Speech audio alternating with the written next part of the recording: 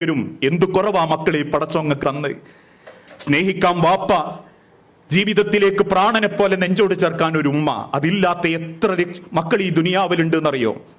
യത്തീംഖാനയുടെ വരാന്തകളിൽ ആഴ്ചയിലോ മാസത്തിലോ തിരിച്ചു വീട്ടിലേക്ക് കൂട്ടിക്കൊണ്ടുപോകാൻ ആളില്ലാതെ അതേ വരാന്തയിലൂടെ രാവും പകലും ജീവിക്കുന്ന യത്തീം മക്കളെ കണ്ടിട്ടുണ്ടോ നിങ്ങൾ ആരെങ്കിലും? ഒരാവശ്യം പറയാൻ വാപ്പയില്ലാത്തതിന്റെ പേരിൽ, ഒരു സങ്കടം പറയാൻ ഉമ്മയില്ലാത്തതിന്റെ പേരിൽ യത്തീംഖാനയിൽ നിന്നും കിട്ടുന്ന ഭക്ഷണവും വസ്ത്രവും മാത്രം കുടിച്ച് ജീവിക്കുന്ന 10,000-കണക്കിന് യത്തീം മക്കൾ ഉണ്ടാകുമ്പം എന്തു കുറവാ മക്കളെ പടച്ചോങ്ങക്ക് തന്നിട്ടുള്ളത്? സ്നേഹിക്കാൻ വാപ്പയും ഉമ്മയും ജീവിതത്തിൽ കഴിക്കാനുള്ള ഭക്ഷണം പോലും അള്ളാഹു തന്നിട്ടില്ലേ?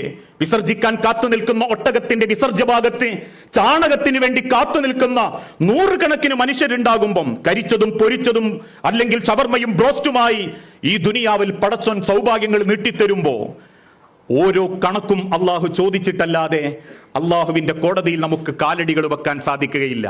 ഒരു കാരക്കയുടെ കഷണം കിട്ടിയപ്പോ നെഞ്ചുപൊട്ടിക്കരഞ്ഞ റസൂൽ സല്ലല്ലാഹു അലൈഹി വസല്ലമയോട് സഹാബാക്കൾ ചോദിക്കുന്നുണ്ട്, നബിയെ പട്ടിണിയാണോ കരയിപ്പിച്ചത് അല്ലെങ്കിൽ കാരക്ക കണ്ടിട്ടോ?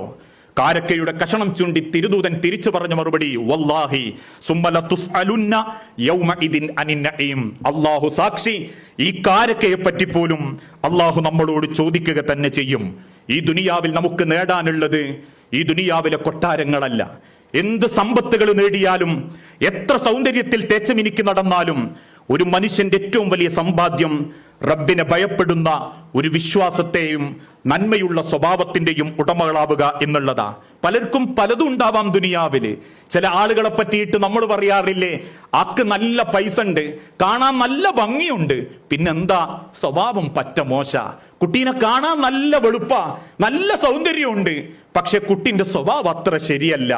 ആളുകളോട് തർക്കുത്തരം പറയും, ഉമ്മാനോട് തെറികേട് പറയും, ആപ്പനെയും കുടുംബക്കാരെ അനുസരിക്കാതിരിക്കും, ഒരു വക്ത് നിസ്കരിക്കണമെങ്കിൽ കള്ളത്തരം കാണിക്കും, നിസ്കരിക്കാൻ പറഞ്ഞ ആരോ ബോധിപ്പിക്കാൻ വേണ്ടിയിട്ട് അഭിനയിച്ച് തിരിച്ചു വരും. ഇതൊക്കെയാണ് പലരെ പറ്റിയും പറയുന്നതെങ്കിൽ കാണാൻ നമ്മളിൽ പലരും സുന്ദരന്മാരാ. നമ്മളെ കയ്യിൽ ഒരുപാട് പണമുണ്ട്, നമുക്ക് ലക്ഷറി വാഹനങ്ങളുണ്ട്, നമ്മളെ കയ്യിൽ ആരും മോഹിച്ചു പോകുന്ന ബ്രാൻഡഡ് ഉൽപ്പന്നങ്ങളുണ്ട്. പക്ഷെ ഇതൊന്നും അല്ല ഒരു മനുഷ്യന്റെ, ഒരു മക്കളുടെ ഏറ്റവും വലിയ സമ്പാദ്യം. സ്വഭാവം നന്നാവല, സ്വഭാവത്തിന്റെ ശ്രേഷ്ഠതയോടെ ജീവിക്കാൻ പറ്റല. MBBS-ഉം MD-യും നേടിയ ഒരു ഗൈനക്കോളജിസ്റ്റ് ഫാത്തിമ ബീവി എന്ന പെണ്ണ് തന്റെ കൺമുൻപിൽ വന്ന ആദിവാസി പെണ്ണിനോട് 2000 രൂപ കൈക്കൂലി